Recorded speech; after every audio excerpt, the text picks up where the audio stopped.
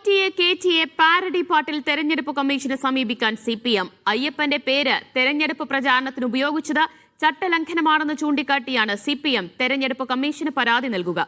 വിശ്വാസികളുടെ വികാരത്തെ വ്രണപ്പെടുത്തിയെന്ന പരാതിയിൽ കേസെടുക്കാനാകുമോ എന്ന് പോലീസ് പരിശോധിക്കുകയാണ്. ശബരിമല സ്വർണ്ണക്കൊള്ള തദ്ദേശ തെരഞ്ഞെടുപ്പിൽ തിരിച്ചടിയായില്ലെന്ന് CPM ആവർത്തിക്കുമ്പോഴും പക്ഷേ പാരഡി പാട്ടിനെ വെറുതെ വിടാൻ പാർട്ടി തയ്യാറല്ല. പാട്ടുപയോഗിച്ച് കോൺഗ്രസും ലീഗും ധ്രുവീകരണത്തിന് ശ്രമിച്ചുവെന്നാണ് CPM ആരോപിക്കുന്നത്.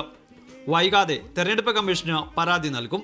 ഇപ്പോൾ വിശ്വാസത്തെ ഹനിക്കുന്ന നിലയിലാണ് ഈ പാരഡി വന്നതെങ്കിൽ സ്വാഭാവികമായിട്ടും അത് പരിശോധിക്കേണ്ടതാണ്. അയ്യപ്പ ഭക്തിഗാനം ഉപയോഗിച്ച് CPM-ഉം പാരഡി ഗാനം ഇറക്കിയിട്ടില്ലേ എന്നാണ് കോൺഗ്രസിന്റെ ചോദ്യം. ഈ ഒരു ഗാനം പാരഡി ഗാനം കേരളത്തിൽ ആദ്യമായിട്ടാണ്. ഈ പാരഡി ഗാനം പാടിയതിൻ്റെ പേരിൽ ആ പാട്ട് എഴുതിയവർക്കും ട്യൂൺ ചെയ്തവർക്കും കേസെടുക്കാൻ പോവാണെന്ന് പറഞ്ഞു പോലീസ്. ഇതെന്താണ് ഇത്? BJP-ക്കാർ ഇതിനേക്കാൾ ഭേദമുള്ള പാരഡി പാട്ടിൽ കേസെടുക്കാനാകുമോ എന്ന കാര്യത്തിൽ പ്രാഥമിക അന്വേഷണം പോലീസ് ആരംഭിച്ചു. സൈബർ ഓപ്പറേഷൻസ് വിങ്ങിന് പരാതി കൈമാറിയിട്ടുണ്ട്. നിയമവശം കൂടി പരിശോധിച്ച ശേഷം കേസെടുക്കുന്ന കാര്യത്തിൽ പോലീസ് അന്തിമ തീരുമാനമെടുക്കും. അയ്യപ്പ ഭക്തിഗാനത്തെ വികലമായി ഉപയോഗിച്ചെന്നും പാട്ട് ദുരുപയോഗം ചെയ്തവർക്കെതിരെ നടപടി സ്വീകരിക്കണമെന്നും ആവശ്യപ്പെട്ട് തിരുവാഭരണ പാത സംരക്ഷണ സമിതി ജനറൽ സെക്രട്ടറി പ്രസാദ് കുഴിക്കാലയാണ് പോലീസിൽ പരാതി നൽകിയത്. മീഡിയ 1 തിരുവനന്തപുരം.